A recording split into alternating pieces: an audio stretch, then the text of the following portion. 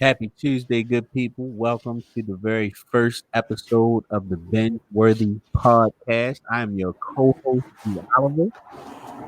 Nate. Nate, what's happening, brother? What's going on? What's going on? I'm good. I'm good. Good. So this is the Binge Worthy podcast where we're gonna be talking about everything currently film. We're gonna be taking it back a little bit, going back in the day. We're gonna talk about some things that are current. We're gonna talk about some things that have had an impact on the community, on the diaspora, as they say. And when we just gonna give our thoughts. I think we got two well-rounded gentlemen here. I myself am a cinephile, love movies, always love movies. So yeah, I'm just hoping to have a good time. Nate is the artiste of the group. So he has been on both sides of this thing as a performer and as a director, and someone who has vision and envisions certain projects and then puts in that back-breaking work of bringing it to life. So we have a perspective of a true artiste in the building as well. And yeah, we're gonna go over some of y'all favorites and tell y'all whether or not y'all need to be watching this stuff.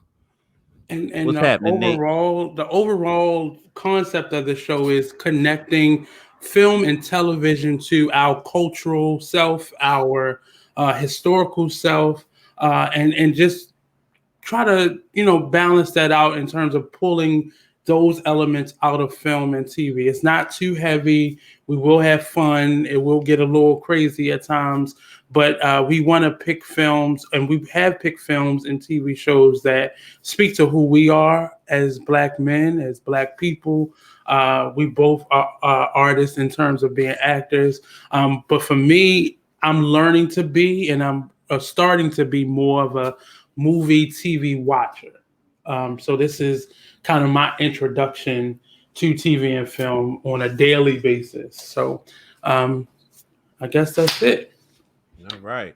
Now, before we get started, I think it would be prudent for us to remind everybody today is Tuesday, November the 3rd, Yes. 2020. Uh-huh. For those of you who may have been missing the memo and the commercials and the mailers, today is election day. Yes. Okay. And whether you are into voting or not, this is probably the most important election of this generation. So if you have not yet voted, I encourage all of you who are listening today to please go and vote. I don't care who you vote for, just exercise that right. I do care who you vote for, but we're not going to get into that. But please exercise your right to vote. If you look like me, if you look like Nate, then that means that not so very long ago, a couple people lost their lives for this very right. So it is absolutely your responsibility to not let those deaths go in vain. So please get to the polls today. I believe they're open until 8 o'clock. And there are a number of ways, including Facebook, where you can go and find out where your closest polling location is based on your zip code and your address. And I encourage everyone to get out and exercise that right, man. It's serious. So, moving on. Tonight, we got a nice, healthy lineup for you all. We're going to be taking it back in the day for our what we call our back in the day section. We're gonna be talking about one of my favorite movies, one of my certified classics, A Vampire in Brooklyn. We also gonna be talking about a Spike Lee joint called Crooklyn that y'all might remember from back in the day. We also talk about our reboots and adaptations. We're gonna talk about Denzel Washington's Fences. For our television shows, we're gonna be discussing P-Valley and Lovecraft Country, two of the most popular shows, at least on social media, that I've seen in quite a while. For our documentary series, we're gonna talking about Who Killed Malcolm X, and we're gonna end the night talking about two of our more recent offerings, which will be the Oscar-winning film Moonlight and the Oscar-nominated film, if I'm correct, Queen and Slim. Mm-hmm. There we go.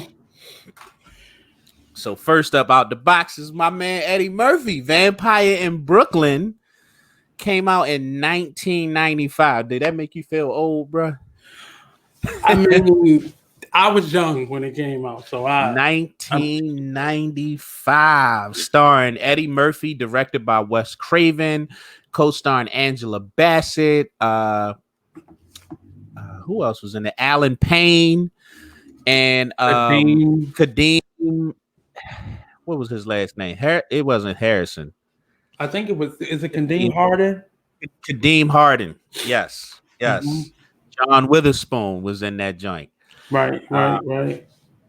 So yeah, Vampire in Brooklyn, obviously huge. I'm a huge Eddie Murphy fan, so anything he did, especially back in my younger years, he could do no wrong. It wasn't until the Pluto Nash era that I was like, "What's going on, Eddie?" So Vampire in Brooklyn definitely fell into that category of like love Eddie Murphy movies. And this was his first, and as if I'm correct, only foray into the horror genre. I remember watching this movie as a youngster, and really enjoying it.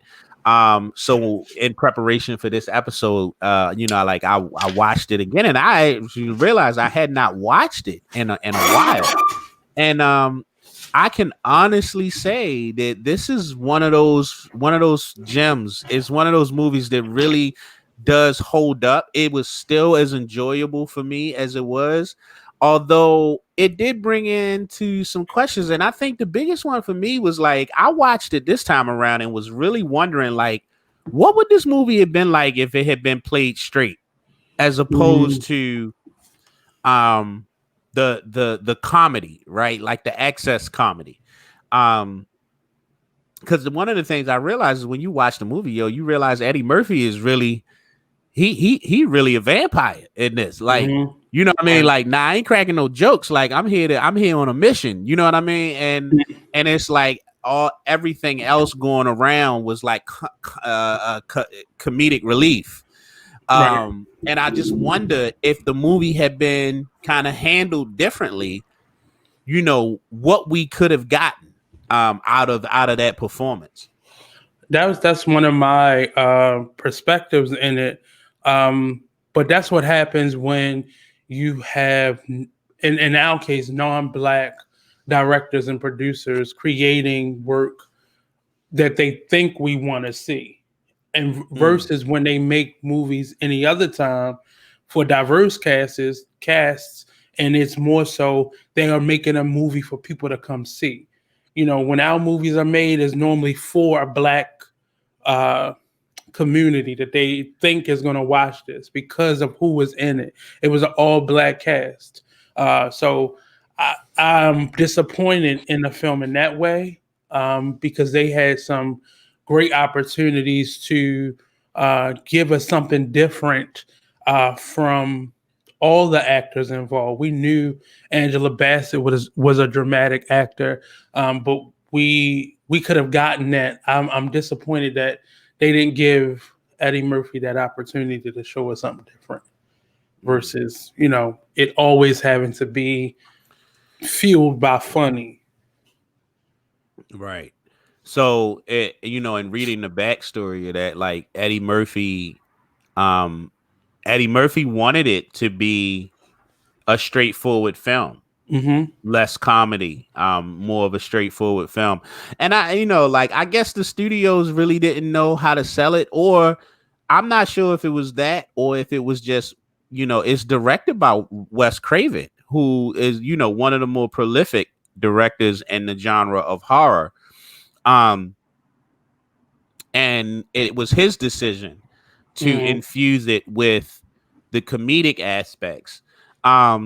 Now, obviously, that's not really outside of Wes Craven's wheelhouse. If you've watched his films, right? A lot of his films did kind of walk this fine line between horror and these comedic beats, right? If you remember the Nightmare on Elm Street series and whatnot. But But it was that's it. it was It interesting was to read infused though in that it. Eddie Murphy, that there was like tension on the set around that. Like, you know, it was almost like Eddie Murphy was being defiant from what, if you read between the lines, it sounds like, you know, like Eddie Murphy was even trying to, it was like intentionally being defiant, in that Wes Craven was trying to urge him or direct him into a more laid back kind of comedic approach to the character. And Eddie Murphy was refusing. So every time he would, you know, every time he would deliver his lines, he was delivering them straight. Right. And you can almost see that kind of off kilter, off balance in the film. If you watch in certain episodes, in certain scenes where everyone is kind of like, there's a lot of comedic stuff going on around an Eddie character, and it's like it fits with the character, but a little deeper, it's almost like you can see that the actors are like in one place, like the comedic actors are in one zone, and Eddie Murphy is in like another. Right. I think Eddie was like, he wanted that main character and the story to be much more of a serious tone in nature, and then he would kind of fall back into his comedic routine in those scenes where he shapeshifted into a different character. It was clear. It was very clear what his decision was, and I still feel like it just wasn't directed towards all the other characters. Right. Angela Bassett, and I forgot her cop partner name in this, but they seem to get that. But Kadeem and what's his name? John Witherspoon. John Witherspoon, they didn't get it. And Kadeem isn't naturally a comedic actor, but this could have went in a totally different direction, because even Nightmare on Elm Street, it's still, there was some level of funny in it, but it wasn't blatant. It wasn't in your face. But it could have been, I think this could have been a dark movie. We see Angela Bassett now with her series that she's on American Horror Story, how dark she can get. So it would have been interesting if they would have just allowed the film. But it's when they're making films for Black people, they feel like we like to laugh. Let's infuse a little humor so it's not so serious. But Right. yeah. I still rate it binge worthy. Absolutely. I can't remember what it's playing on right now. I think it is on one of the Netflix. streaming. Is it Netflix? It's on Netflix. I think it's okay. on. I believe it's on. Yeah, Netflix. Okay. I couldn't remember exactly where I found it. I know wherever I found it, like whatever it was playing on, I was logged in. So like we'll call that Netflix. Yeah. If you It's on haven't YouTube. seen it, You can rent it on YouTube as well, and on Amazon. Gotcha. You can rent it there as well. So if you haven't seen A Vampire in Brooklyn, I definitely I give it a rating of binge worthy. Absolutely. Even with its faults, it's still a decent and enjoyable movie. And at the end of the day, I think that's what's, in most cases, not all, but in most cases, I think that's what's most important, is like that when you sit down and you watch a film, that when it's all over, you enjoy it. And after 95, 2005, 2015, after like 25 years since the first time I saw it, like I watched it and I really did enjoy it. It was a nice throwback movie to watch. So I definitely give it a rating of binge worthy. What about you, Nate? It's gonna have to be like a blizzard. I can't go anywhere type of watch. It's not something I'm like, oh, let me pop in Vampire in Brooklyn. No, it's not doing that. Got you. All right. I like it. I'm a fan, but okay. So binge worthy with an asterisk. A big asterisk. A big asterisk. Yeah. All right. I respect that. Our next throwback for this episode is Crooklyn, a Spike Lee joint. Absolute classic. Nate, why don't you go ahead and introduce this one? Crooklyn was one of my I'll say it's second, maybe third. I'll say it's third in my Spike Lee movies. First being School Days, second being Malcolm X. So this comes in a real strong third. Really? It's it's a That's an interesting Spike Lee top three. yeah. Well, I Yeah. mean, That's all right. We'll bring a Spike Lee episode around it at some point, well, and none we'll of his movies are exactly the same, so none of it's them. gonna look, it's gonna be off No, for a I'm lot just of saying. No, things. it's fine. I mean, But like I wasn't criticizing or nothing. It was mhm, just like I heard that, and I was like, oh, that's the top three. Because see, I yeah, got a different top three, but that's for a whole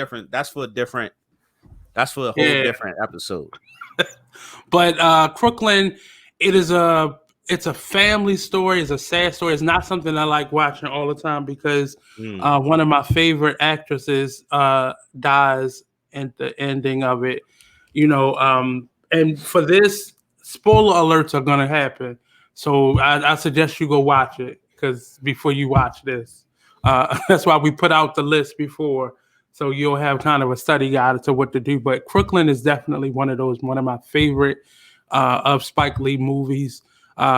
It tells the story through the perspective of the young lady, the young daughter in this, and it gives a really authentic life of a family, a huge family. It's one of those films where the dad and the mom is there. The mom is a teacher. The dad is a blues musician. The children are running all around. They're loud. There's a bunch of boys. There's one little girl, and it's kind of her like coming to age movie in a way. She doesn't really age as much in it because it's over the course of, I believe, a summer that this takes place. But it's a really interesting story. It's really it's hard to like watch it through because you know what's about to happen, but you don't know what's about to happen. But it's really good. He packed this with a lot of different people, so you get the feel of New York. And this is one of the ones that he implanted himself in. So I love Crooklyn. It is definitely something that I'll watch at least, I'll say, once a year. Absolutely. So, as a black man, Hmm. I love any movie where black people can just be. You Yeah. know what I mean? In their full authentic selves. I feel like there's a lot, especially coming up, right? We were exposed to a lot of what some would call buffoonery and shucking and jiving and just a lot of caricature and Mhm. what people thought black people were like. Right. And then as a black person watching that content, you're like, what? Like that doesn't even connect. And Crooklyn was one of those movies that very early on, it might have been, if it wasn't the first, it was definitely one of the first like theatrical works where it was just like finally just regular black folk on screen, like Right. living out their lives. And it's something that I remember. And like I said, if it wasn't the first, it was one of the very early films for me where I finally got to see black people just being, right? Just Mhm. being fully fleshed out human beings that wasn't doing no extra shit. You know what I Yeah. mean? And it really meant a lot. And it's something that has stuck with me to this day is that like whenever I find movies or works of art where black people where it's like, almost like you're like, I could be there in that, right on Yeah. that corner watching this go down or in this conversation. It means a lot to me. Spike Lee, obviously, he's one of our he's a national treasure for us. He should be a national treasure for the whole country. Mhm. I don't know how everybody else view him, but he's a national treasure for us. Crooklyn is one of those movies that you could laugh, cry, like be killed over to your belly hurt and laughter, but then also like walk away feeling like you learn something, or walking away with a sense of pride. And it still rings true even Right. today. Like when I watched it, You know what I'm saying? I got those same feelings that I got when I was young, right? But now I'm just watching it from an adult perspective. Um, and it definitely, like, if you haven't seen Crooklyn, or if you haven't seen it in a while, I would definitely recommend checking it out. It is incredibly binge worthy. It has not lost a step with age. It is still a very, very powerful film. And it definitely, the casting for me is what did it, because he typecast, but he definitely gives opportunities to people who aren't always at the top of the podium, at the pole, or the food chain in Hollywood. And it's such a gambit of people. We are introduced to who RuPaul was as RuPaul Yeah, right. in this, and we understand a lot about. He gives us a lot of backstory in terms of what New York life is. So it feels very real. We could have inserted any of our family members into this, so it rang true to us. So it's definitely something I'll watch once a year. Okay. So binge worthy for you. Definitely binge worthy. All Yeah. right. Okay. All right. So now we're going to move on to our category of reboot or adaptation. So this is something that has been adapted from another medium, such as literature or art, or some other artistic medium, or it's something that we've seen in the film medium before and has been redone. So Hmm. as you can see, as you know, this is the category that's probably going to be the easiest, because there are no shortage of remakes and reboots in the 2000s and beyond.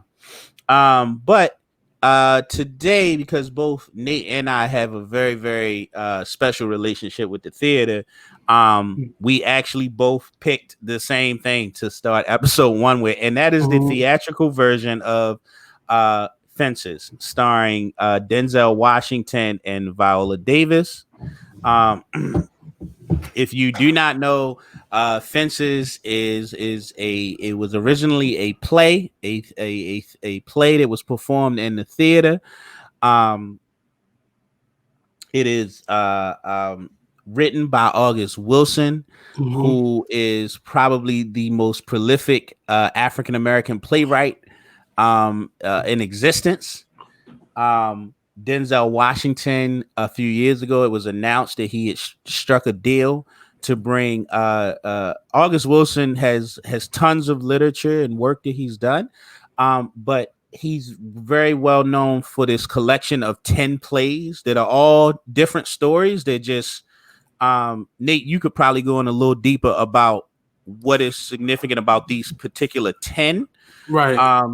But Denzel Washington struck a deal to produce all 10 of those plays, with Fences being the first one. Hmm. And just recently they released the first trailer for Ma Rainey's Black Bottom, which is Hmm. another August Wilson work, also starring Viola Davis, that will be coming out soon.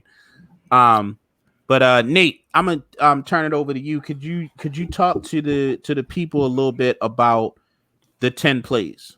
So it's a cycle of 10 plays, and actually, this would be considered an adaptation because the original was in theatrical form, and they've adapted it to a film format. Um, August Wilson wrote a cycle of 10 plays for every decade in the 20th century. And it really just depicts over time. A lot of it is Philadelphia, Pittsburgh to be more specific, Pittsburgh, Pennsylvania, and it shows where August Wilson comes from. And he went back before him, and he went beyond him, and telling these cycle of 10 plays. Fences was not the first play that he wrote, but Fences has grown to be one of the most popular pieces of August Wilson, and both Viola Davis and Denzel starred together on the Broadway version of Fences, and even that was after James Earl Jones has stepped into the role of Troy and made it significant when it first went to Broadway. So this piece, I guess this one had the most um, connection for Denzel. So that's probably why he did it first. And then, of course, him and Viola Davis's version of this play was phenomenal. If you haven't gotten a chance to see Denzel or Viola on Broadway, it's definitely an experience. To see an August Wilson play is also an experience. But I love this piece. It was so like the shooting of it literally was so tight. It was very authentic to Pittsburgh. In terms of the timing of it, I love just the casting of the this movie because it brought some of the older characters back that have most of the characters that were in this movie played sometime or some variation of an August Wilson play. So I really loved it. It's something that I normally watch now every holiday. I'll try to watch it for the holidays.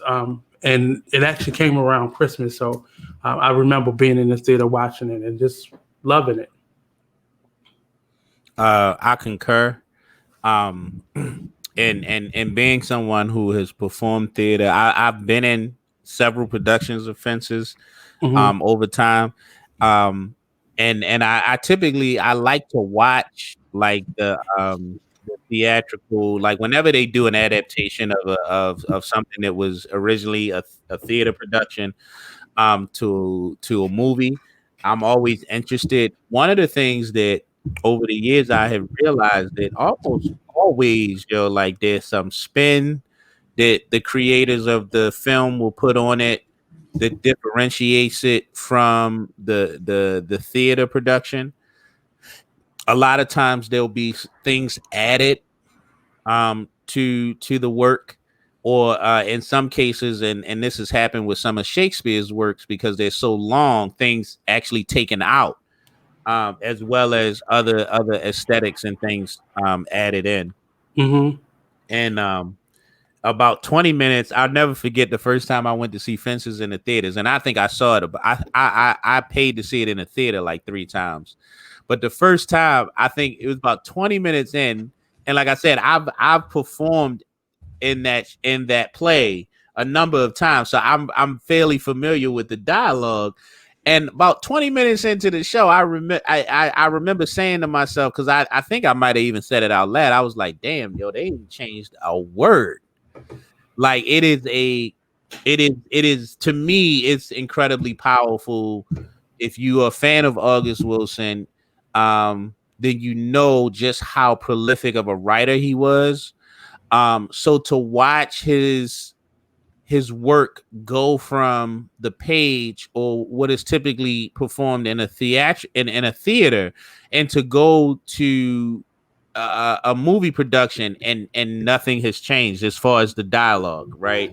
um I think they were able to flush out some things with as far as the settings and things that you don't get when you're sitting in the theater watching it, but the dialogue was spot on. Like it was word for word what August Wilson wrote.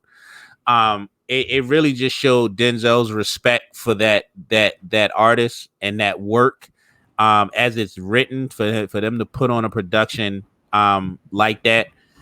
It was incredibly active. I mean, we knew it was going to be incredibly active because Denzel and Viola did this on Broadway, and they both, if I remember correctly, they both won Tony Awards that year.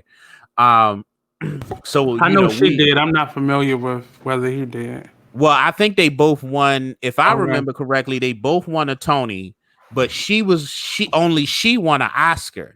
Okay. She won an Oscar for the For film the as film. well. For the Yeah. film, she won a Best Supporting Actress Oscar, and Denzel was up for Best Actor that year. He lost to Casey Affleck, Mm. Manchester by the Sea. So, but no, this movie was phenomenal.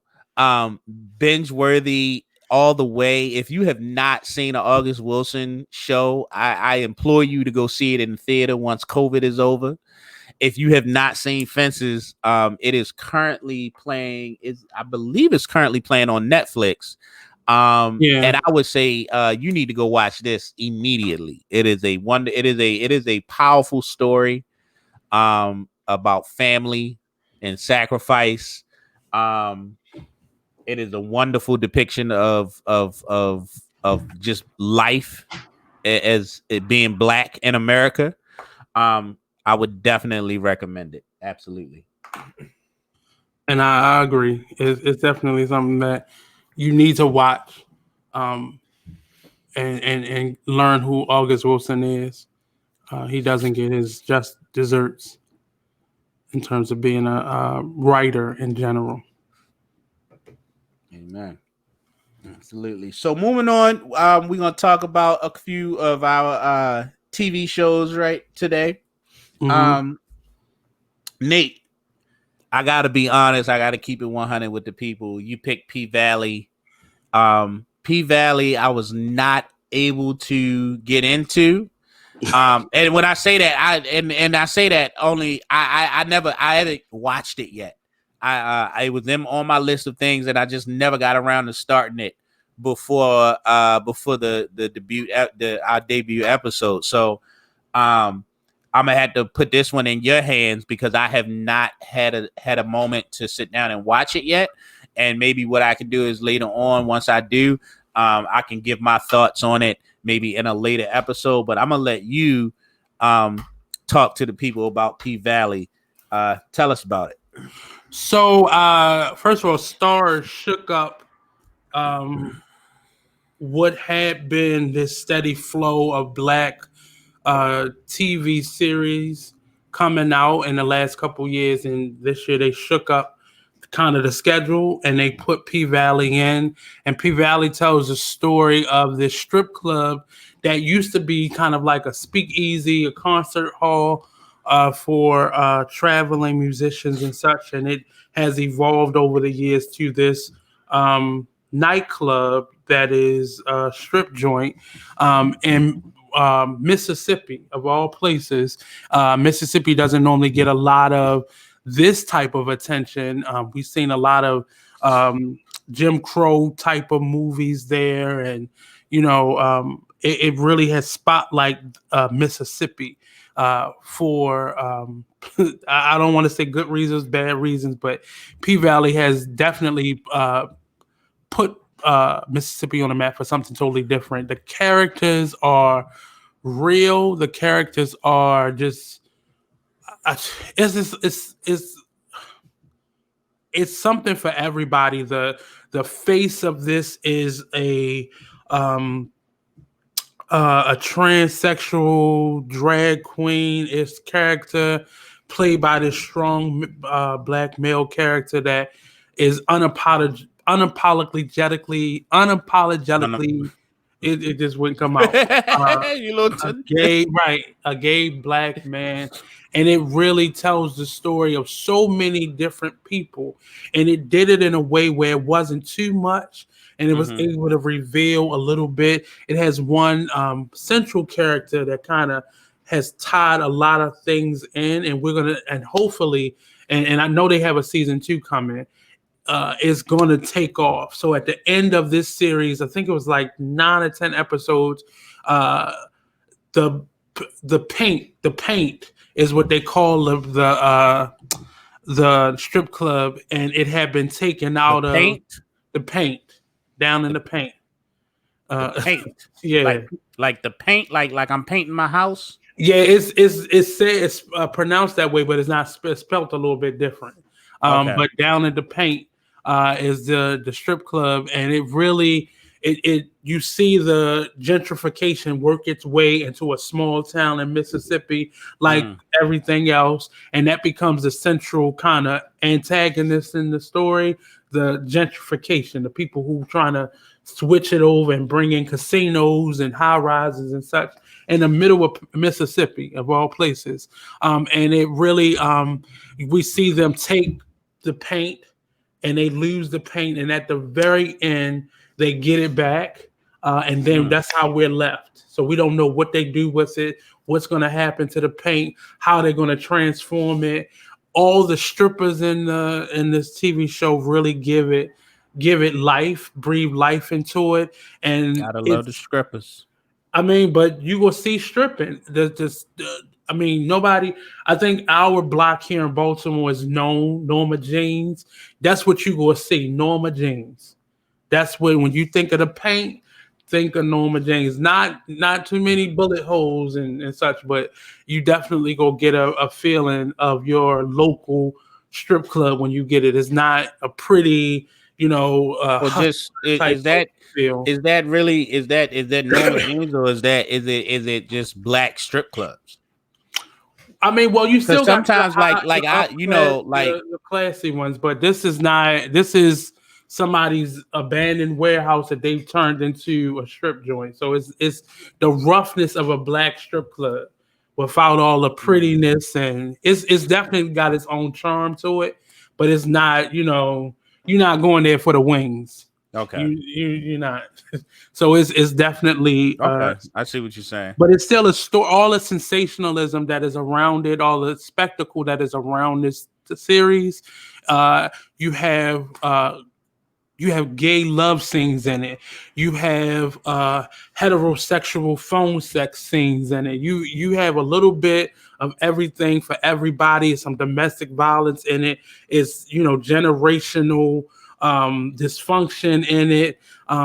You get the interracial family situations. Like it's a lot in this. If you have not already attempted, even everything that I'm giving you is still not the tip. Is only the tip of the iceberg.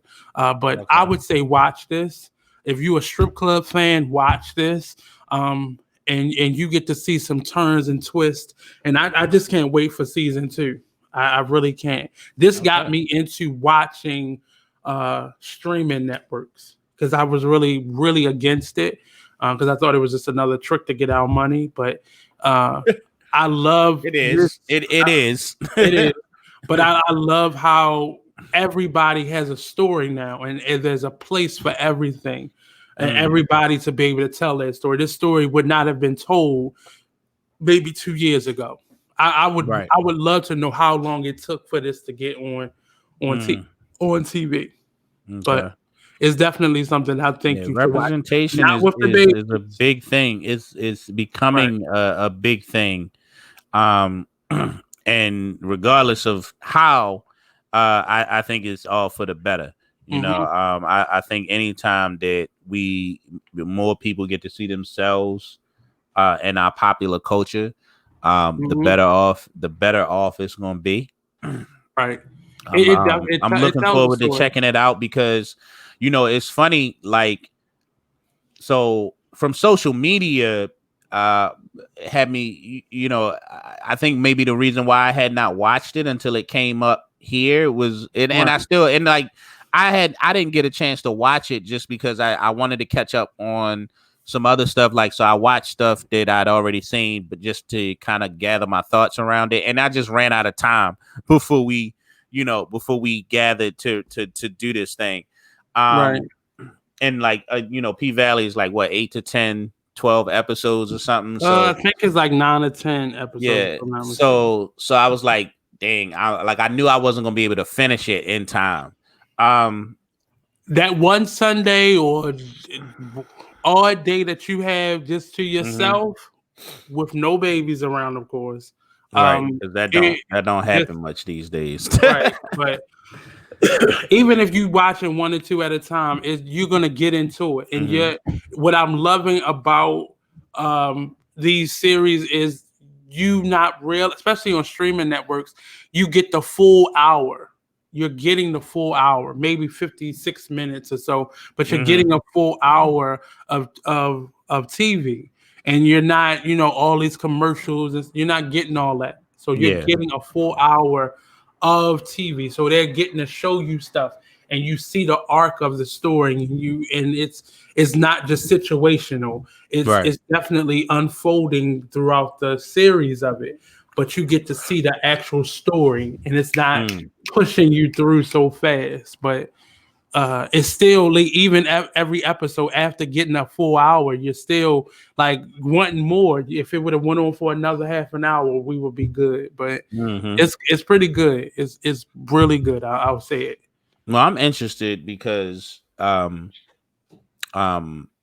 when you started, when the first thing you talked about was about that it was a property that kind of transformed over generations, Mm-hmm. and then you brought in like the gentrification and whatnot.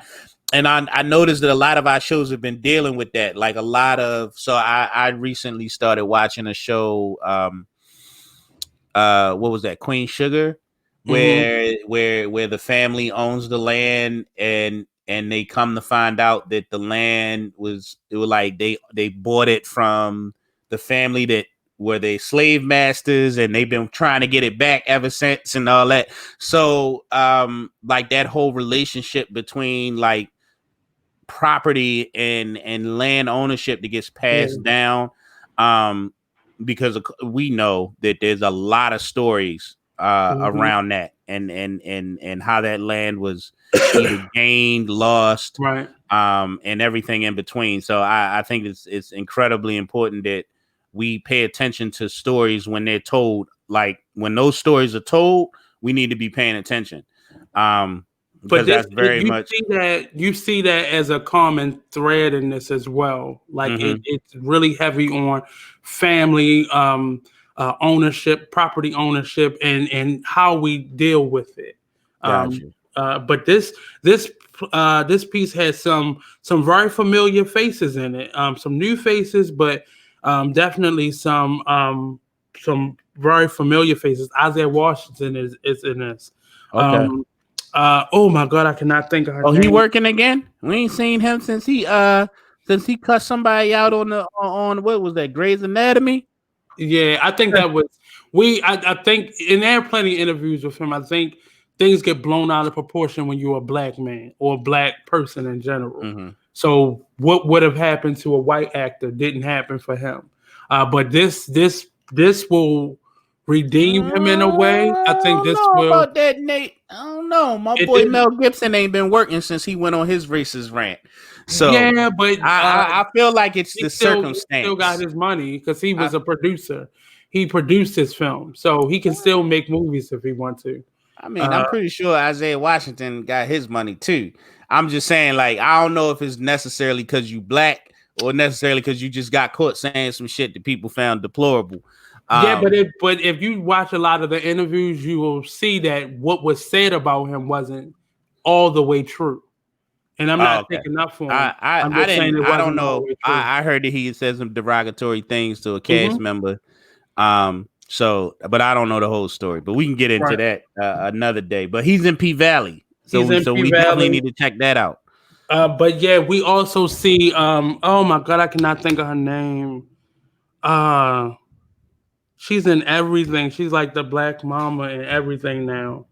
And I cannot think of her Lynn name. Whitfield. No, not Lynn Oh, Whitfield. not Lynn Whitfield. Okay. Older black lady. Um it's gonna pop in my head, but she brings that air to it, and we don't really hear from her until like towards the end, and we get glimpses. But I think in probably season 2 we're gonna see a little bit more of her. But her name just escapes me. But watch P Valley.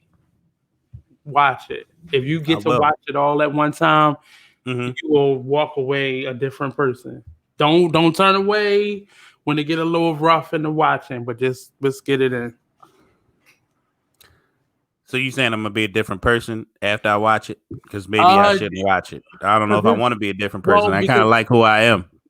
well, the thing is, the spectacle hits you at moment. It's not like it leads you up to thinking what's about to happen.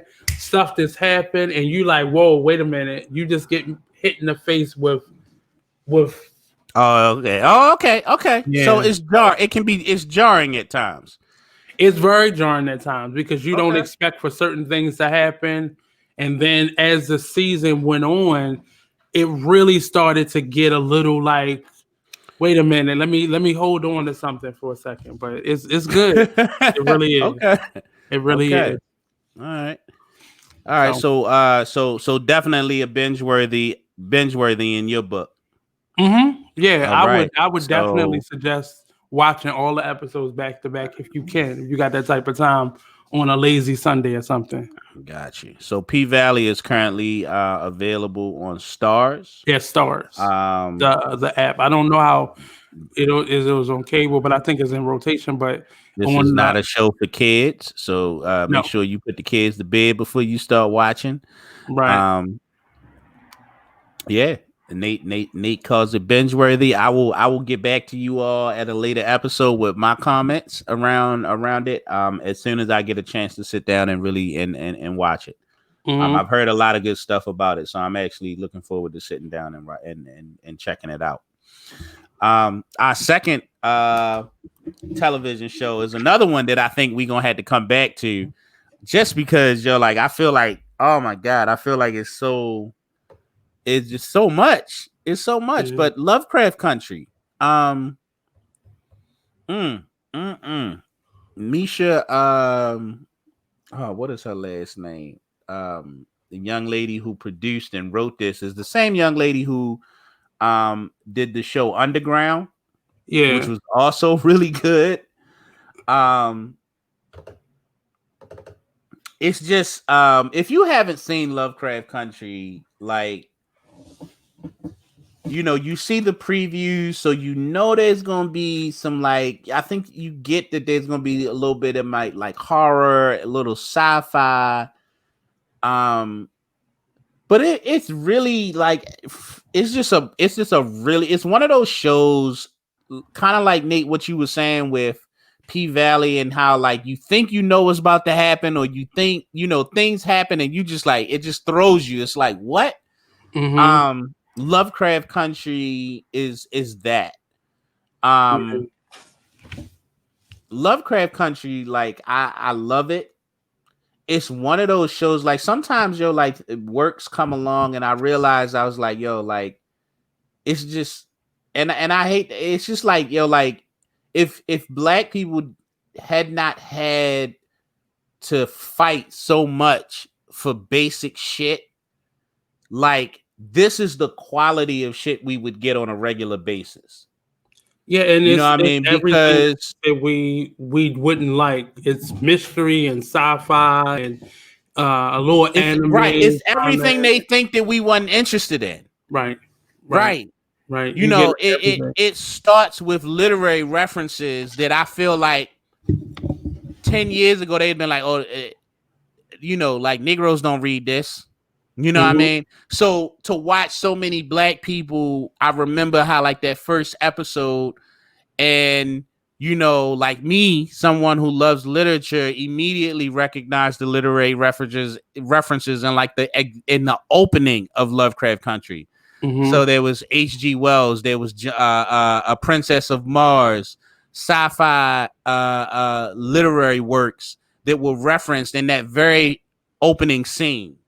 And Um, it still managed to tie in civil rights and right, the struggle that we go through in terms of who we are. So it was able to be fantasy to present to future right. to past to galaxies unknown. Like, it still gave us everything that they say we would not pay to go see. Yeah. Like, it just makes me realize, it's one of those shows that kind of make you proud, even if you I know that a lot of people were bothered by some of the topics and subject matter, and just the way and what was depicted in that show. Um, but Truth. there was such a level of quality.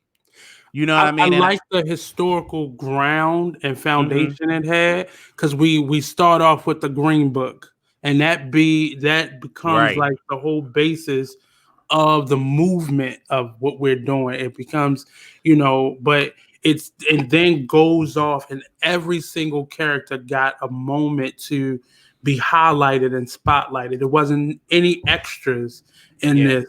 Everybody had a reason for being in this, Hmm. which I know was very cost effective for them, but everything had a reason, and it But spit in the face. that's what quality TV is, though. But Like, it beyond it being quality, this is what we're capable of, and this is what right, we should be right. able to show. We I can mean, see everything else, but this cast got their whole life yeah, in this 10 episodes. Um, all the way, like all the way down to some of the supporting characters, right? right. Like, really got their whole life. Um, from an acting perspective, the production and the visual effects, um, just were top notch. Right. They were top notch. Like, they spared no expense in Lovecraft Country. I mean, you can tell from the very opening scene that there was like a serious minded budget put into this production, right? Like, they were serious about this thing from the beginning to the end, and it shows in the final product. But it Um, still didn't. It still didn't. I don't think it was so spectacle that it took away from just the words on the paper, the no, it dialogue wasn't. It between the wasn't. It characters. was So definitely a character anchored right.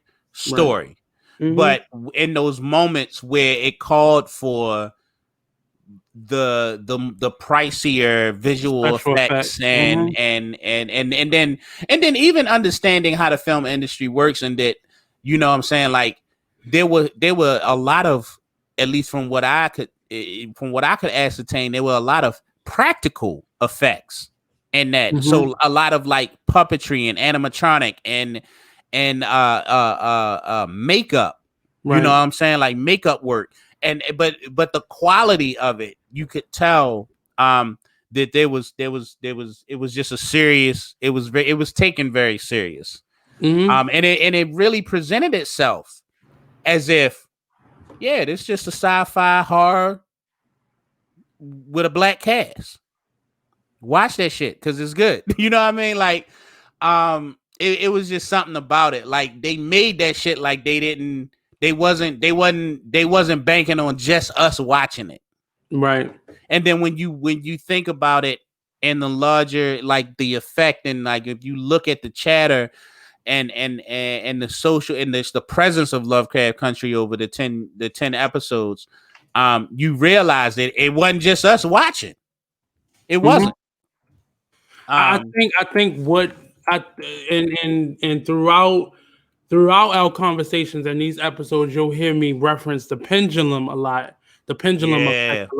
a lot, and these films will definitely have a pendulum effect on Hollywood, and it's going to force Black movie TV watchers to push harder to get the stuff that we really want to see on TV, and not just the big blockbuster anime movies or Hmm. horror flicks or Yeah. the cheesy love story. Like, it is going to force us to put our mouth where our money is and really speak up and tell these production companies and distribution companies, this is what we want to see. We're tired of seeing the same B-list exploitation Black movies. We're tired of seeing that. We're tired of seeing do the same, recycle the same stories and create these models. This year and this last couple years in streaming and TV has shown us what we're capable of and what is possible. It don't always have to be all Tyler Perry and all Spike Lee. We can mix August Wilson in there. We can mix all these different perspectives and storyteller, the Issa Rae's, everything has a place. And Mm. there's room for all of us, and I go back to that pendulum perspective because, somebody like a Monique who's fighting for fair representation and fair pay in this industry, Hmm. it's there. A lot of these TV shows are only popular because of word of mouth. We got to know our power. Even on the cover of this album, it says, take back your legacy. Mm. Take back the stuff that's ours, that shows who we are, and stop settling for the little crumbs that's on the table. Absolutely, absolutely. And for any of our listeners out there who are, or Pete, or their interest got peaked when Nate started talking about the pendulum, I'm not going to tell you what the pendulum is. I will direct you to the Artist Exchange YouTube page. to check out our preview episode, Yeah. a binge-worthy podcast preview episode, which was really just a time for me and Nate to get to know each other, to figure out what our vibe was going to be like during this production. But we had some potent conversations, and one of the things that we talked about was the idea of the pendulum. So I'm not going to tell you what it's about, but if you want to go check out our preview episode on YouTube, you go to the Artist Exchange YouTube page, and it's the Binge-worthy podcast preview episode. And kick back, and it'll give you a little bit more insight into where Nate is coming from and his analysis of film, and other artistic works. It'll give you more insight on where I stand, and what informs my analysis as well. So if you check it out on the screen at the Artist Exchange Radio Show on YouTube, and don't forget to follow us. We at Binge Worthy Podcast, Binge_Worthy_podcast on Instagram, and the Real Binge Worthy Podcast on Facebook. So please follow us, like it, comment. We would love to hear from you and what you think. But if you want to know what the pendulum is about, yeah, go check us out on YouTube. All right. So, in your opinion, from what you saw, Nate, Lovecraft Country, binge-worthy or nah? It is. It definitely is. And I know this was about a book, but I think it was so many opportunities to pull out different seasons just based on this first season alone. So I hope and pray that they give them a second chance to go deeper. Okay. I concur. Absolutely binge worthy. We're probably going to come back and revisit Lovecraft Country at another episode because it's just that deep. There's like a syllabus for each episode, which is just basically like all the references that are in a given episode, and like it just points you in the right direction, or educates you about where those references came from. I learned a ton of stuff that I cannot go into in this episode right here. So stay tuned for a special broadcast at some point, where we kind of dig deeper or delve deeper into the phenomenon that was Lovecraft Country. Moving on, our documentary for this week is the Netflix special Who Killed Malcolm X? 6 episodes of just an amazing feat of investigatory work. That and really, it was more grassroots investigation. a very grassroots approach. Basically, this guy was the guy that the police he talked to people that the police like would have never been able to talk to. And it really offered some very interesting perspective on who Malcolm was as a person, what his relationship was with the community, what his relationship and how it transitioned his relationship with the nation. And then it offers up some perspectives on how and why he was murdered. Yeah. I am someone who I will always give credit and respect to now the theories and whatnot, but I do require some hard concrete evidence in order to really act on that. So while I appreciate my perspective on the documentary was like I absolutely appreciated the work that was put into it, but it left me at the end disappointed because I felt like I was back to square one, where Malcolm, his family, those who loved him and followed him, still ain't got no justice. I think the justice that you're looking for is truth. It comes in the form of truth in this. It's not about locking somebody up now, because many of the key people who kind of push this narrative then at that time are mostly dead. So it's the vindication. I think his wife spent her life after his death really pushing towards the same as Coretta did. I think pushing towards just apologies and acknowledgments and respect from his own culture, because in his time, Malcolm X was not the Malcolm X.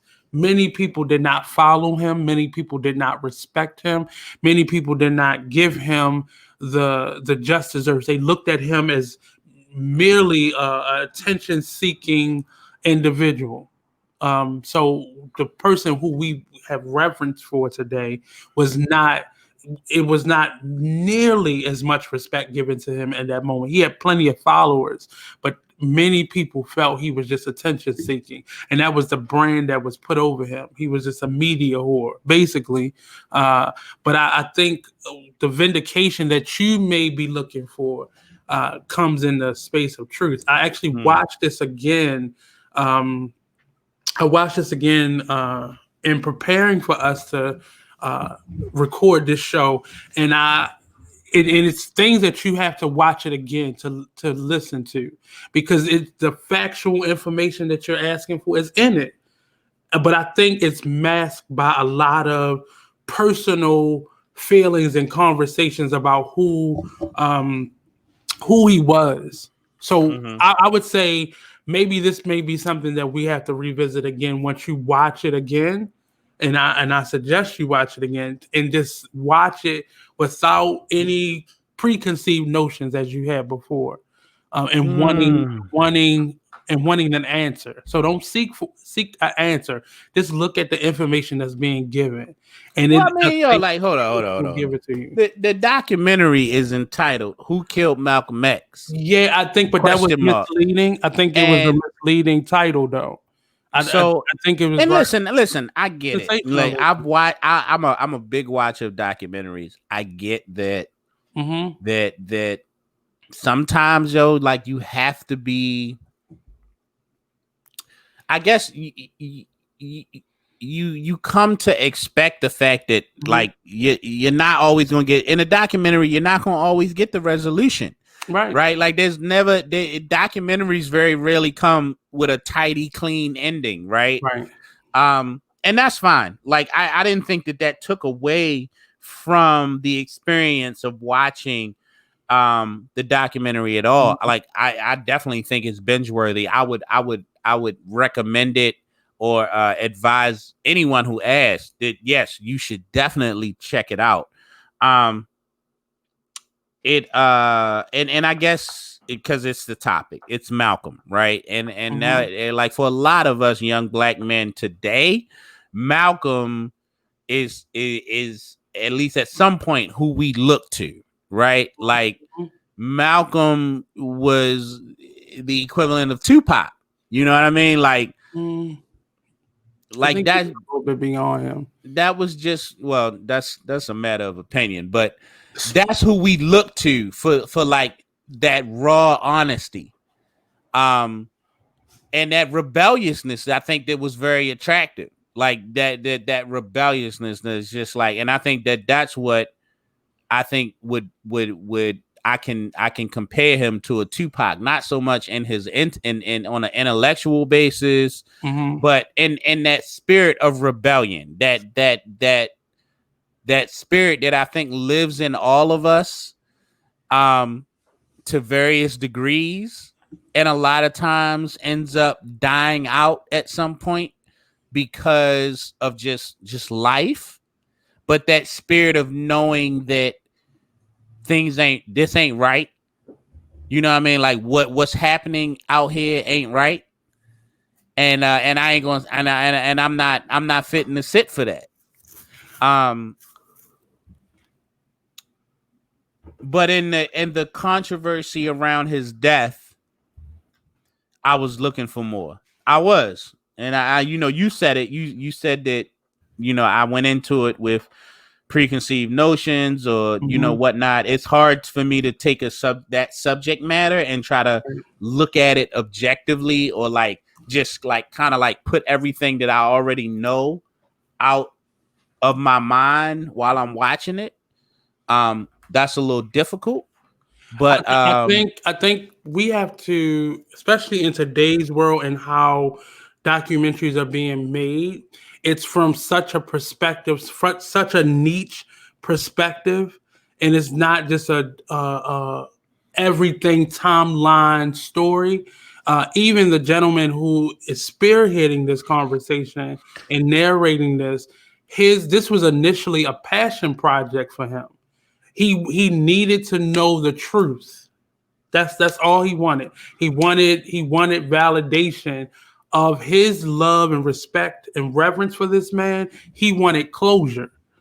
And him dealing with the daughter and the family and wanting to and seeking out that level of truth. He then ends this story and transitions at some point and just wanting to get the truth that's out there, dispel myths and anecdotes, and just get to the honest truth. And I think he's at the end of the film. If you just study his growth over the documentary, we can't watch this like it's the film. I think we have the Malcolm X movie in our head. So at the end, we don't know who killed him in the movie. But in this, it is very clear and very honest who all the key players were. Even if you dispute the actual microscopic information that's being developed in this, looking at this with a clear eye and just understanding who all the teams were and who all the players in that team were, and not even trying to take from that and get an answer, just understanding who the people were. I think even the narrator in this had to let go and stop searching for a criminal and just let the truth lay where it lays. But but I definitely rate it binge worthy. Check it out. It is on Netflix. It's I believe it was 6 episodes. Well, in terms of the when you watch it on Netflix, it doesn't chop it up. It just it's like one long documentary. I think when we watch it on other platforms, they cut it up, but this one it just goes on. It's titled in its sections, but it's just it's not episodes in the sense that like you're watching. No, it definitely just picks up and continues. But you can watch it in like an episodic format. Yeah, you're right. Right. But definitely I would give it a rating of binge worthy. Absolutely. And watch it more than once in terms of it being binge worthy. Yeah, definitely. So we moving on to our final 2 offerings of the night, which are our kind of like current or more recent works. And the first one we're gonna talk about tonight, well, I'm gonna tell y'all both what they are. It's Moonlight and Queen and Slim, and we're gonna talk about Moonlight first. And my perspective, honestly, and I can say this about Moonlight and Queen and Slim, and I'm going back to when we had our earlier discussion about Crooklyn, like Black people just existing and being and living and being full, fleshed out, flawed human beings, and I'm always gonna love that. And while I understand in the other movie Queen and Slim about the main characters, and I can expound on that more, but there was definitely instances of Black people just being in that movie as well. But we're talking about Moonlight is a coming of age story that spans decades, I guess. This is an odd coming of age story, Nate, because you talked about coming to age earlier when we were talking about Crooklyn. Crooklyn, and you were talking about how like it wasn't like she didn't age much, right? Because the whole movie takes place over like maybe like a 1 year, 2 year time frame. Right.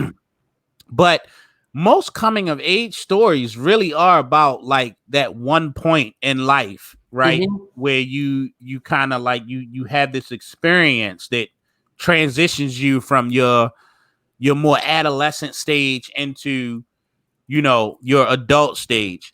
And But it's I think usually that about those happens. I think that moments. happens in this movie though. But No, he it gets that well he you gets see three it. different It opportunities well, to you see it have that in this moment. movie. I Yeah. don't most coming of age movies that I know of usually evolve around one singular event or like Right. circumstance. Mm-hmm. This one I found like it was unique because it does span decades and you get to see him as a child transition, then you see him as a child, Teenager. as a teenager, and Mm-hmm. then again as a grown man. Right. um but again, it was just like just there were things going on in that movie that I just identified with, you know what I mean, like um his relationship with like just being an outcast and like but still going along and trying to fit in and just having a friend and understanding that you didn't have to be liked by everybody as long as you had like one person was enough. Having a mentor, right, and having somebody who took him in regardless of whatever his perceived flaw was, right, because it's not really a flaw, but it's in his mind he's been made to believe that it's a flaw. um it was just like a dope story all the way Mm-hmm. around, right, like it really was. And the fact that it had to do with a young boy who is struggling with his sexuality, um which I feel like they didn't really play on that much in the marketing. So I think a lot of people who went to see this movie were surprised by that, right? But Mm-hmm. it didn't take anything away from the story. If anything, it probably added more depth to it because I think as a heterosexual male going into it, um, I think you get to see kind of how like the things that we may not think about and how detrimental or harmful they can be. And Um, I agree with that. And my end result message would be it forces individuals to see their part in how people end up where they are. And I say that because in this piece, we see if this young man was allowed to be a young boy, if he was parented, if he was friended, if he was given freedoms that are afforded to a certain section of the population that mhm, aren't given to this person or these people. Just how we play a part in keeping people caged in because of mhm, our own insecurities. I mhm. watch people watch this movie and lose it because Really? they got so angry at his sexual journey, and that's all they could focus on. But that normally tells me that there's some trauma there, there's some Mhm, unresolved issues there, there's some uncomfortability there with self. mhm, But even in that being expressed non-verbally, people still want to cage this child in, and he's just a character on a screen, and mhm, still wanting to prevent him from growing and learning and becoming himself. And mhm. it I think even the front image of this was powerful to me because it took me a long time to see three different images. It took me a very long time to see three distinct Really? images. And even after or Mm, before seeing the film, even after rather seeing the film, it took me a minute to see three different images. Because we just see mm, that one, if we allow our eyes to trick us, we see that one image. and we just see colors and Mm-hmm. lines. But when we start looking at, we just see growth right before us, and we all went into this movie thinking something totally different and being shocked uh, at that first scene with them on the beach. Like, what is Mm-hmm. going? What? Thinking that it was gonna go somewhere else and be Mm-hmm. simply about bullying, and then we And get a then it whole new turns right. message. Yeah. Mhm. Um. Yeah. It definitely like that. That's pretty much what it was. I remember seeing it again. It's another one that I went and saw in the theater, and I remember that like when that happened, I was like, "Yo, what the fuck?" Yeah. But then it happened, and Yep. then it just moved on with the story. Um. So for me, and I've watched this movie a couple times, and the takeaway is twofold. It was like one, the experience, like being black and being gay. There's really not a whole lot of difference between your experience and everybody else. Like you Hmm. just gay, and then the Well, other that but it's so much more than that. That's well, how I people know that itemize it, though. what I'm talking about is that here's the thing. Like as a heterosexual male, I watched his journey, and that it was the first time that in film it was so clear that whether you're gay or not, like you can identify if you black, you can identify with this journey, right? Um, I think and you that's are. where I think you are beyond where most people are. I can't even say heterosexual people. You're probably beyond uh, where a I don't lot of know, yo. people who I watch think a that. lot. I don't know. Here's the thing: you might think that I'm beyond because I'm okay with saying it, but No, that's clearly that I you are feel like aware a of it. lot of people. I feel, but here's the thing: I feel like a lot of people were aware of that, and that's why they railed against it. So, like, Hmm. I didn't take the comments, the negative comments that I saw on social media and shit. I didn't really take it at face value because Hmm. I saw the movie Right. immediately. I saw it when it first came out. So when I started seeing all these negative comments online, it Yeah. really had me thinking like you really just rebelling against the fact that you Hmm. watched this story unfold and you saw yourself, even though the main character just happened to be a gay man. You still Yeah. saw yourself. And that's why And I I think said, that was very uncomfortable. and It just was being uncomfortable for me. Let me right. be honest. That's It what was I'm saying. uncomfortable for me. And that's my point. So I see a level of uncomfort in you. I see it. Just in the first time we talked about it, you couldn't even say the word gay. So it wasn't that I think you are against it, but I think you have an awareness of what the issue is that people have with this. That is miles beyond where most people are or are comfortable with being. That's what when I say I think you're beyond that. It doesn't say that you're not comfortable. It doesn't even say that you don't have any explicit biases against Mhm. the storyline. It just says you have an awareness of what the issue is because you were able to maybe, and I don't know, see yourself and be like, "God, fuck no, that ain't."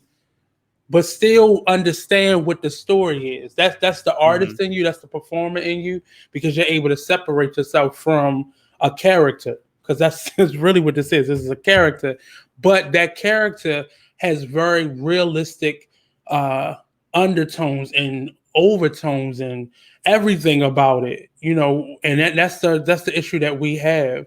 And me putting this show together, I purposely chose this one because I wanted to see where you are, because I have to worry about that when I go out in the street because people perceive me to be something that they Mhm. don't know. And what happens is that's how people treat you.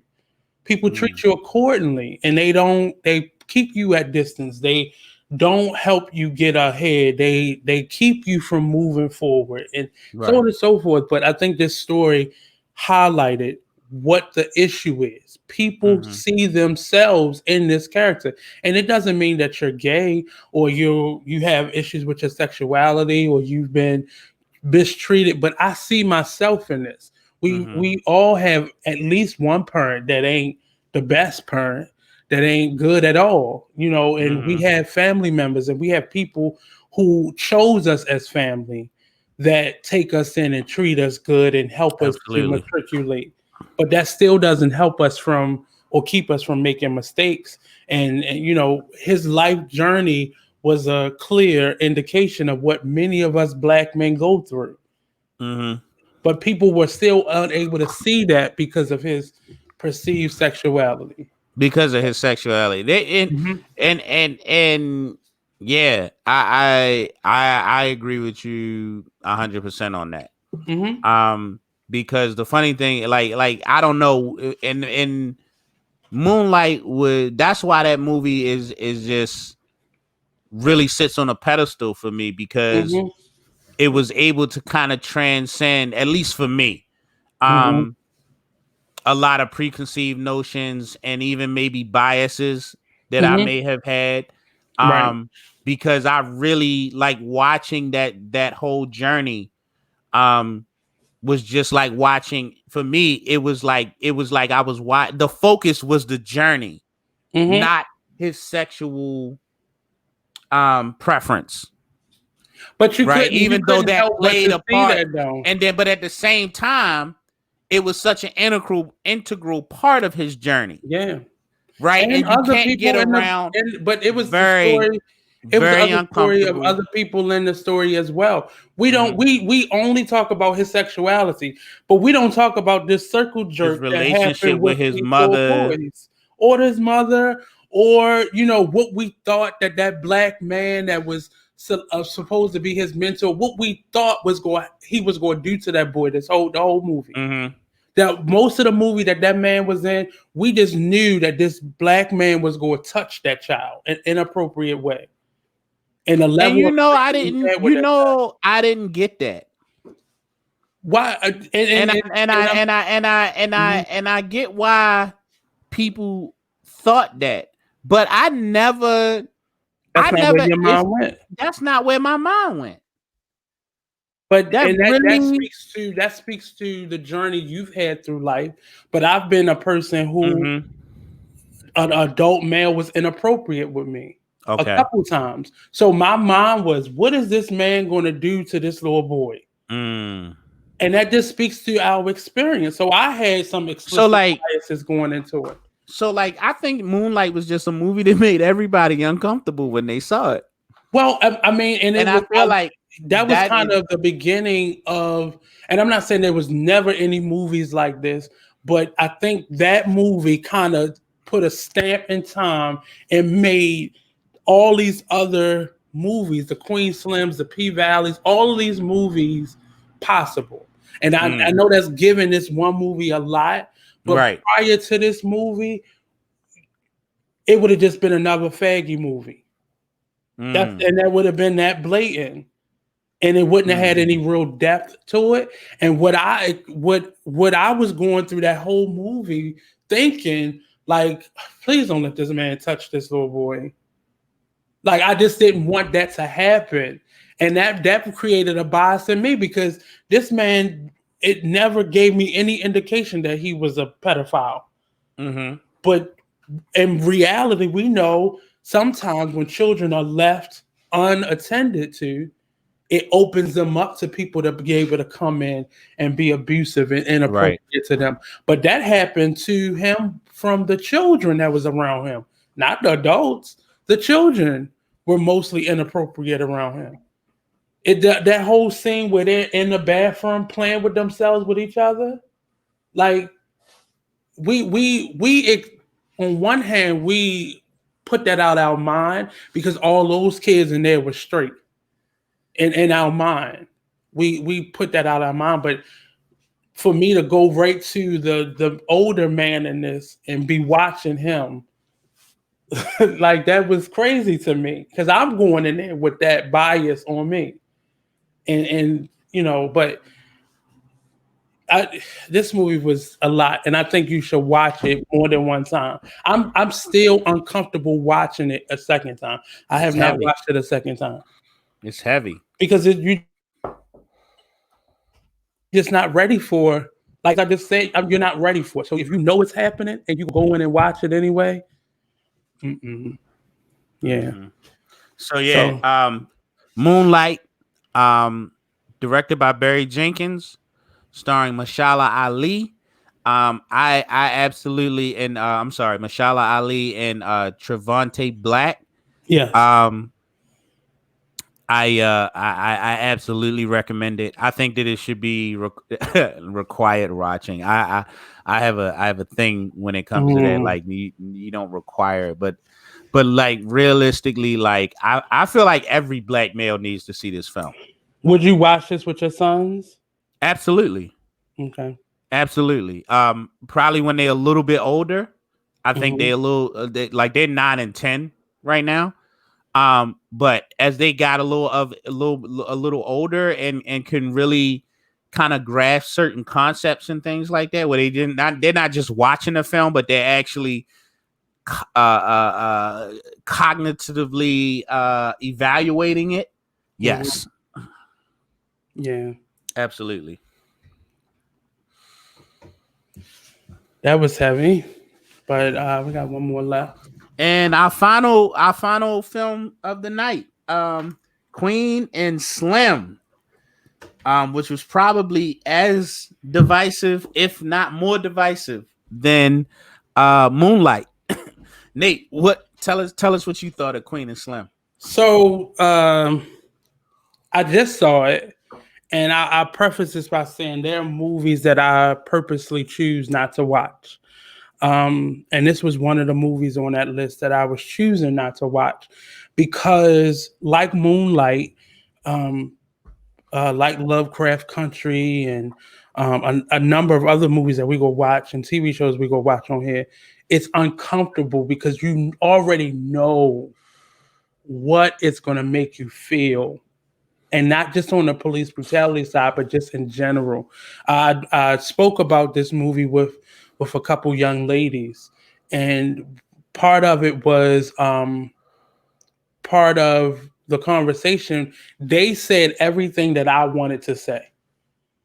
Such Like, as if she'd have just sit down, like, you know, you can't be a lawyer if you got your uncle off for killing your mother. Why couldn't you get yourself and this gentleman off, or this? Why couldn't you get this gentleman off for doing this? Why did you have to go the other route? You know, mm, the things that made this man feel comfortable after he just shot and killed a man made you uncomfortable. Like this whole dynamic and this fight that's constant between black men and black women, this mm-hmm, idea of not feeling protected uh, on both sides. You're not protecting me because you didn't protect me because you didn't protect me. That goes back to slavery, and that idea mm-hmm, of you let me walk in that house or barn with that white man who you knew was going to rape me. Well, you let me walk in that barn and you didn't protect me. Like that mm-hmm. whole thing. And I think this is a 2020 version of the conversations that's been happening over the last 300-400 years in this country of black men and women not feeling protected by each other. So let me ask you something. Mm-hmm. Um, in the case of Moonlight and Queen and Slim, Mm-hmm. do you think that was the intention of I like don't. the writer and the producer, or like let's say the writer, right? Because I feel like these types of nuances and things where it causes us to have these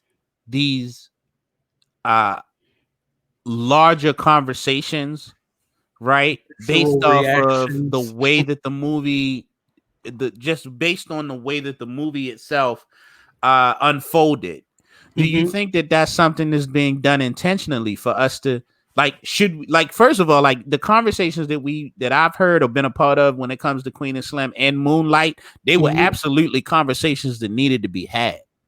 But at the same time, I think the dialogue lets us know that it was, a lot of what we feel was planted in this, and it was supposed to evoke conversation, and it was supposed to bring us to um a place of anger and frustration, so much so that we make a difference and change. But even if it was planted in it, it doesn't make the conversation easier. It doesn't make it um, uh, more open. It doesn't, make us more open to having a conversation. The other part is we have to be honest with ourselves when it comes to how we feel about things without somebody feeling victimized or triggered by my response to that.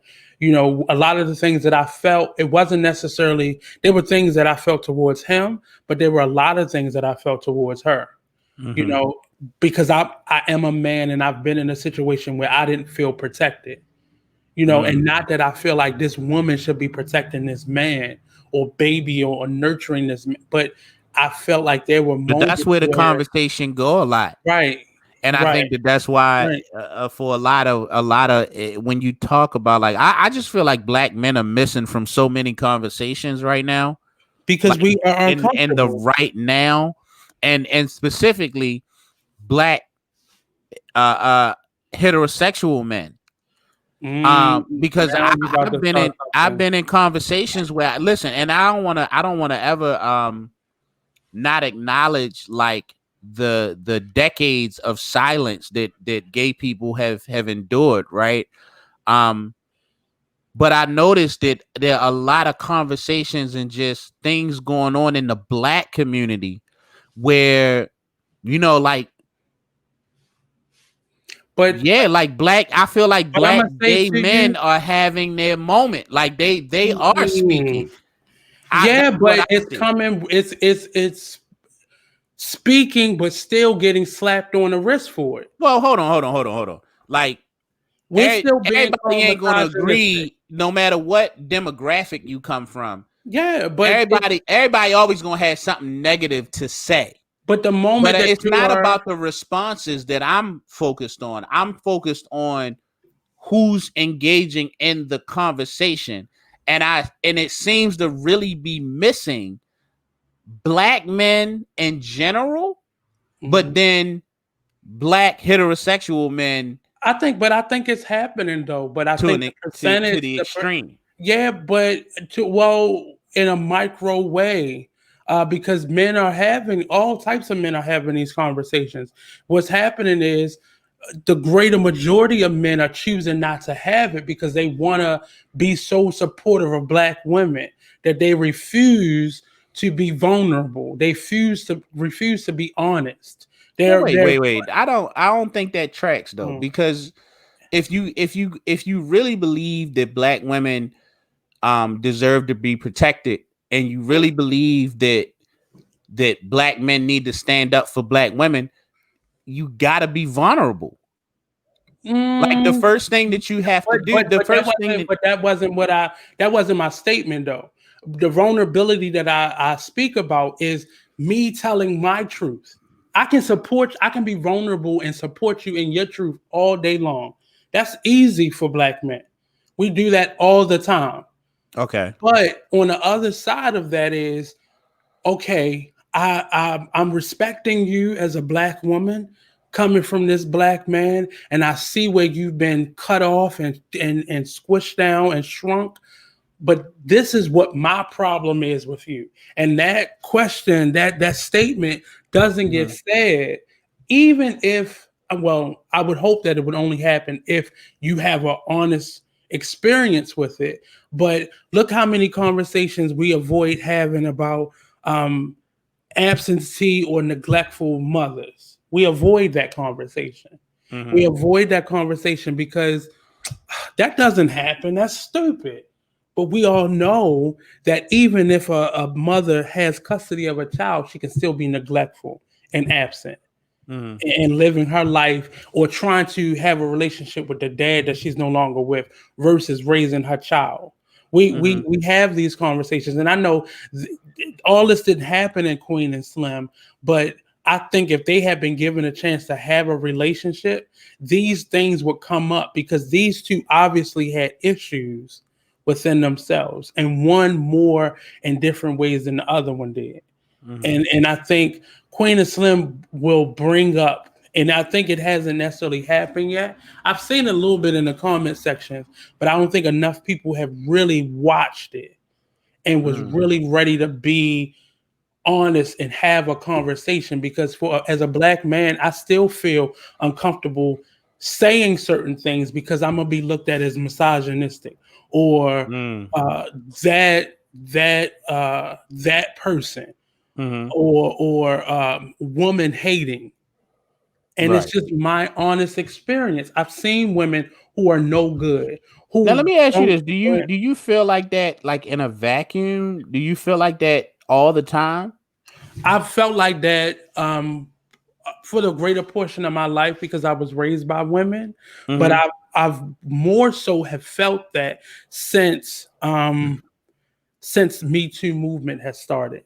And that is, it's been starting, but the actual marketing of it, just like Black Lives Matter, the marketing of it, I think pushed a lot of us in a corner, because to say certain things, to have certain feelings, to react in a certain way makes you less of a man. Okay. And this is my honest truth. But if I tell this truth, I'm less than a man. So how I looked at it was like this: like I've heard a lot of, like, I feel like that's becoming a common issue or like sentiment now, like what you just described. Right. And I think and I think there's truth to it, right? Right. Where what made me comfortable, and I don't even want to say in allowing it, but I realized that we had all the time in the world to air our grievances as men, right? Like specifically, really? like, well, yeah. I mean, nobody was stopping us. Because I mean, hold on, and what I'm trying to get to is that the Me Too movement, or whatever you want to call it, like, so there's the Me Too movement, which I really don't think really had anything to do with black women as much. And that's my point. But exactly as a result, there's this offshoot that exists within the black community, and it is communicated in the sense, in the idea that black women are not protected. Okay. Where I think women have a point is like, why now? Right. Bro? And what I mean by that is that, like what I said before, was like, as men, we had all the time in the world to come together and within our community have a conversation about what we may not like or feel comfortable with, or things that was bothering us about the interrelationships between us black men and our women. But we could have. That could be said about. But hold on. Said about everything, though. That can be said about everything. Right. So my question becomes, why now? Like, why is it that we all feel the need to step on their moment? But it's not. Our grievances. But it's not stepping on anybody's moment. Just but like that's how they feel. Hold on. That's how they feel. But that's how. And it's like we've decided to be. Hold on. Most women have an issue with the fact that they have collectively started to voice their dissent, their the question disappointment, why now? That. Well, we know why. Because you can call it. You just say that for them. Why can't we also have that moment for all of us to grow together? We keep having this moment where every time we do it, we could have it, but I think that every time we do it, but we have these swing moments where all the attention is given to this person, whether it be young black men or older black men or women or older women, and what happens is it becomes a tennis match. So at this moment, many men feel that for so long, women have had opportunities to voice their opinion, and there are programs that help women to uplift themselves and to prevent subsequent whatever their given circumstance is. But for men, that only happens when they're so far gone in a given circumstance, like prison, like a deep depression or a deep mental disorder, or Mm-hmm. and at that point it's sink or swim. But Mm-hmm. for women, it's I fell, I can get back up, I'm getting back up, I'm up, I may fall again, but this program right here prevents me from doing that. Those and I always give the example of an organization I was a part of, and it had all these pretty jewel names for all the different components to help these young teenage women not get pregnant again. And it Mm-hmm. only had one component for the fathers that came, and it was man up. But while on this side, it was all these the Jewel program and the Diamond Project and the Emerald program, and it was Mm-hmm. all these names that gave power, while this one just admonished. But this is a teenager, just like this is a teenager. So why not treat them the same way? Why? Because for men are supposed to be able to take it. We're supposed to be able to take because we're men. But at Mm-hmm. some point, we have to realize we have to raise our young boys the same way we have to raise our young girls. And I think people are starting to get it right now. That's why these conversations are being planted in movies and TV shows, because we have to start having a conversation on a bigger scale. So I get what you're saying, and I get what women are saying. Why now? Well, because you felt comfortable because there was a crack in the atmosphere and you running through it. Well, we see that same opening, and many of us want the help and support that we never received. So it's Mm-hmm. the same type of dynamic, but we want our own moment. Well, when are you going to help these men who you say are keep causing this problem? You uplift yourself only to be in a powerful position to be able to further blame the same people you're not wanting to help. You're nurturing, you're pacifying, you're babying, but you're not really helping. Mm-hmm. And I that brought that out of me. That first scene where they shot the officer. I couldn't Mm-hmm. even, the first time we talked about this, I couldn't even get to, we never even got to the rest of the movie because I was stuck at that moment. Because Mm. and anybody could watch it like, man, if she just would have just sit down, like, Yeah, no. I mean, like I said the same thing when I saw it in the theater. I was mhm, like, yo, this is when she got out the car. I was like, yo, what the hell are you doing? right, You know what I'm saying? right, Because he had it. He had it. You know what I'm saying? Like he knew he didn't have anything, right? And typically, when you know you ain't got nothing, at that point, it's just like when you know you ain't doing nothing wrong, mhm, right? You almost get to this point where you just like, all right, I'm gonna just sit here and watch you make a fool of yourself while you do this. mhm, And even though it's a little bit of an inconvenience on you, you know what I'm saying? You take comfort knowing that he ain't gonna find shit because I ain't shit here. right, So when she got out the car, I'm like, yo, what is you doing? yeah, Um, so yeah, there was a lot to unpack there. Um, but in the grand scheme of the movie, the mhm, whole movie, I just feel like it was a MacGuffin, yo. And every movie got one. Every movie has that MacGuffin or that that action or that circumstance that always it don't always make sense. It's just to get the story going. but this, I think this movie is purposefully built that way because we're not having the conversation anymore, and I we think it's only have purposely built to elicit a response. a I response. don't know But if I don't and know if it maybe was it's built to conversation. inspire the conversation I that think it had like we're it had having to right be. now. Well, I it don't think has to so. be because we're two men having this conversation. And we still have yet to really find moments to have that conversation with women. Because in most of the women that I spoke to about this had that same visceral reaction. If she would have just sit down and shut the fuck up, like Right. it wouldn't have gotten that far. But But in I feel her, like everybody had that reaction. Like that was some people who felt the opposite way. like Like when the she was movie came out. I mean, like people are always there's always gonna be like for every argument, there's always gonna be a counter argument. But the majority of people, like the majority of conversation that I witnessed or was involved in was more along the lines of what you saying. Like none of that shit would have happened if she'd just shut the hell up and I got out the car.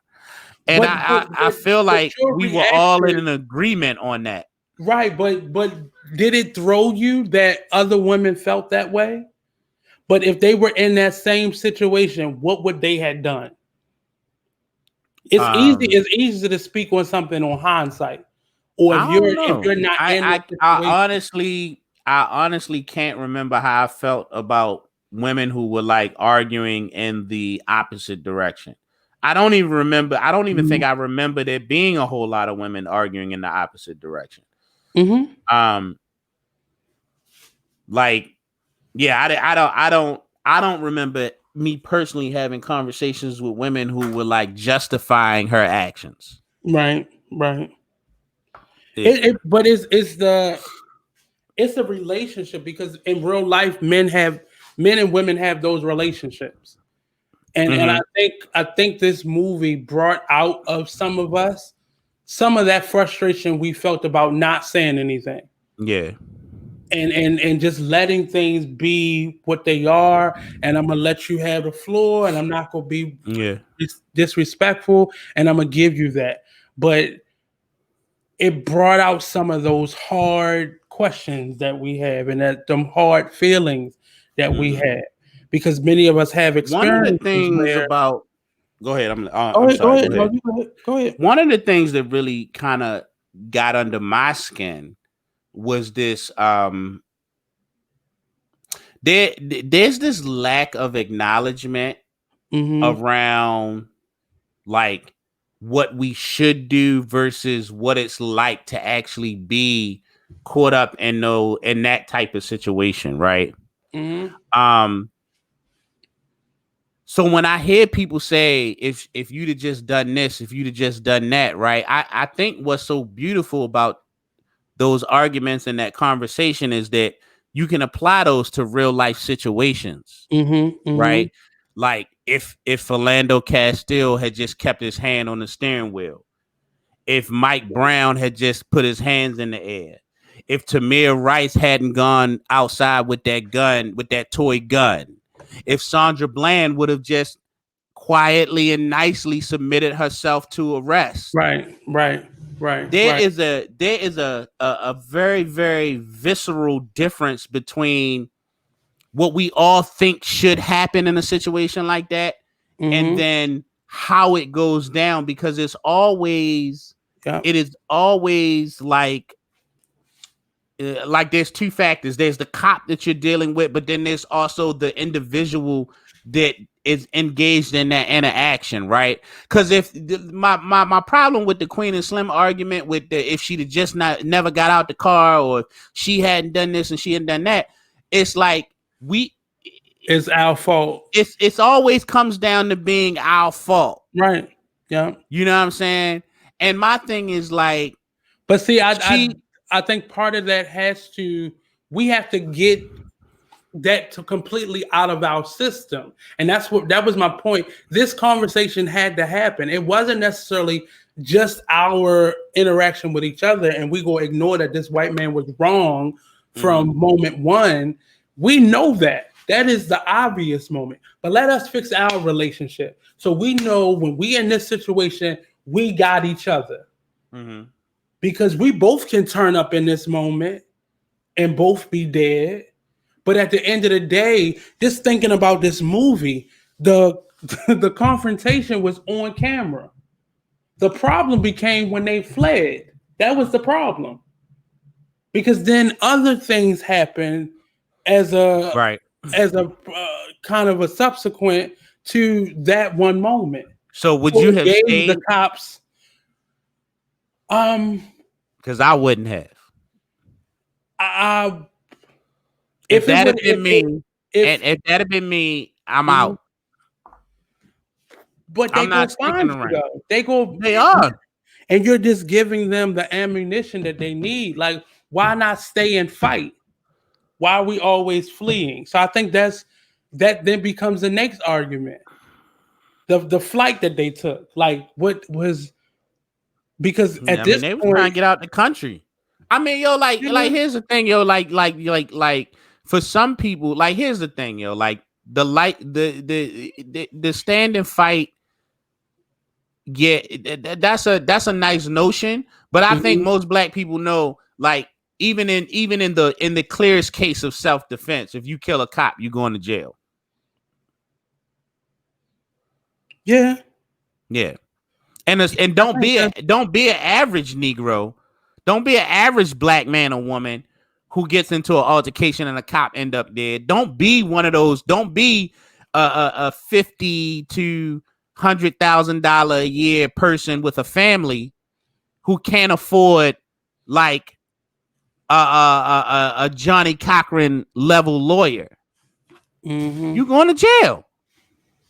And because of the racial makeup and like what we know in this country, like some people I think make the decision. It's like, I'm gonna try to get out of here, or I'm gonna go spend the rest of my life in a cage. And I think there's a lot of people, black, white, don't matter who. I think there's a lot of people who have an issue with just giving themselves up to a cage willingly. Like, no, you want to put me in a cage, you're gonna have to catch me.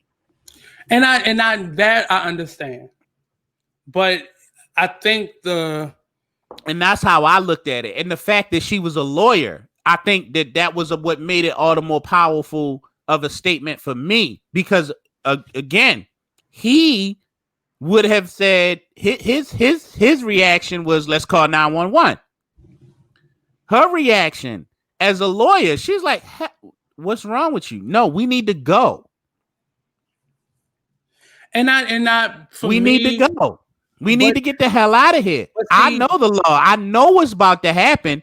We need to go. yeah, but if enough of us begin to face this and deal with this, we really could overtake any decision that would be contrary to us not staying or them getting us regardless. Because in that moment, you could clearly see, like when they played like a snippet of the film, the officer was in the wrong, but them fleeing gave them, and it was a big contrast But because but to me, Nate, but Nate, I Nate, kept it's seeing always a controversy because we yeah. know that we know But at what that it's point are we wrong. going to But deal the with it system, though? And I think it's something to I think stand, but the question becomes like, how do you deal with it? But I just want to yeah, say that's this, a yo, question.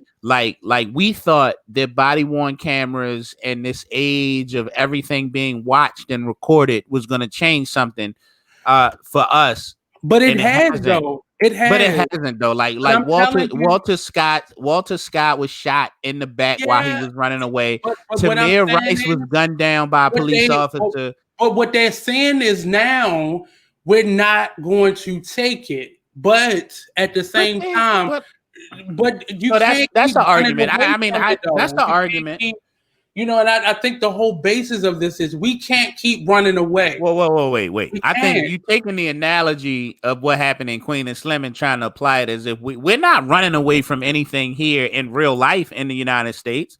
No, Like but that's what the protests are my about. point is, yeah, but that's why I said things But are changing.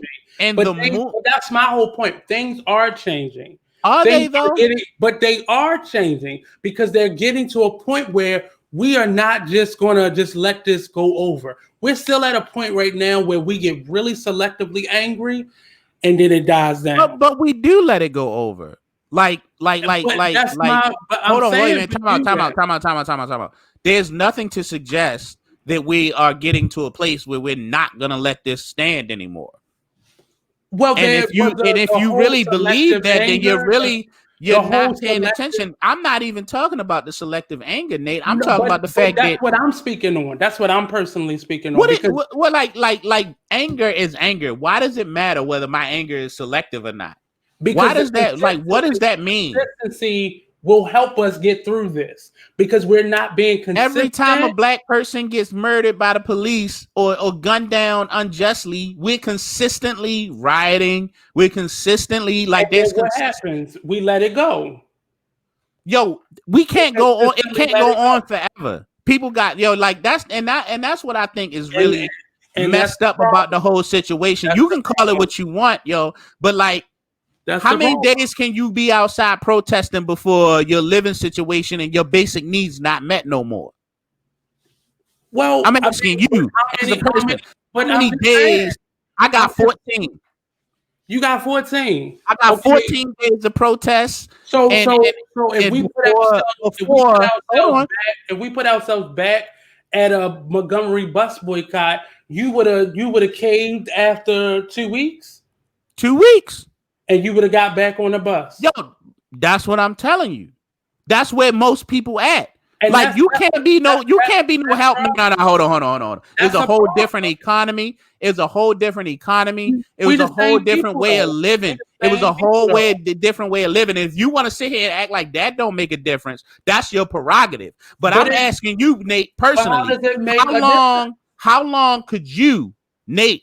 How long could you personally be out in the streets protesting day and night, not going to work, not taking care of your business? How long could you do that? I could before you just like a bum. Before you just like a bum on the street with a sign protesting.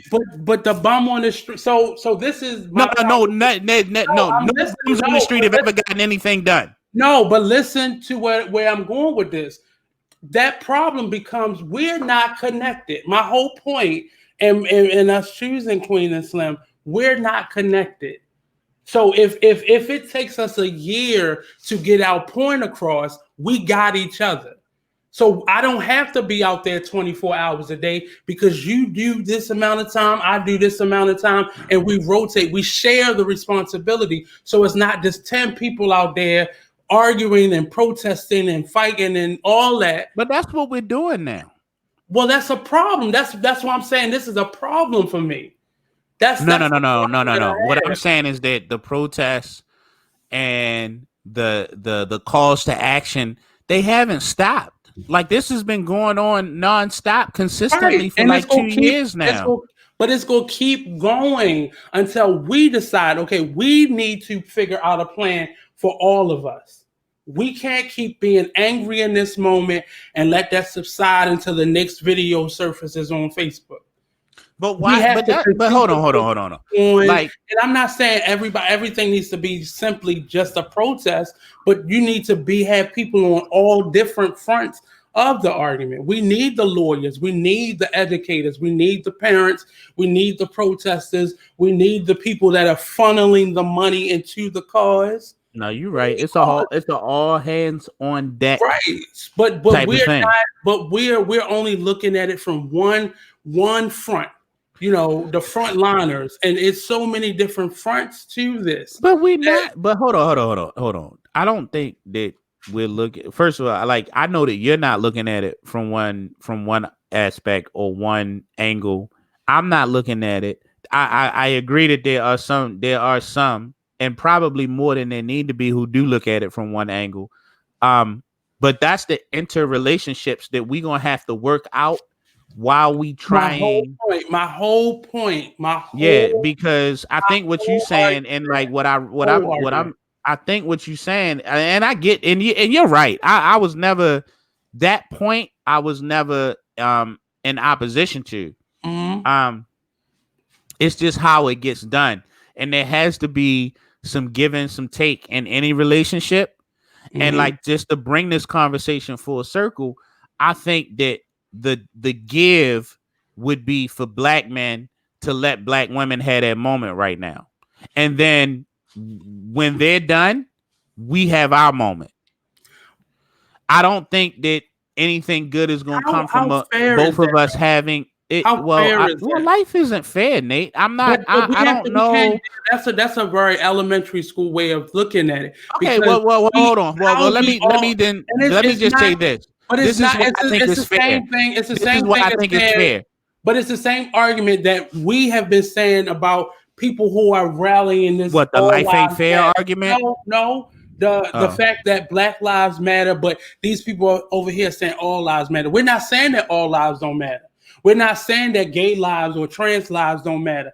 These people right here specifically are arguing about Black Lives Matter. And it's perfectly fine for you to be over here screaming trans lives matter or women's lives matter. And it's perfectly fine to have these separate arguments. But how much more powerful would it have been if all of those people said, you know what, we're going to take our cause and we're going to put it together and we're going to force them to deal with all of our issues. Because that's not really, that's not really feasible. It is. It's very feasible. We can't address what bothers women and what bothers men at the same time.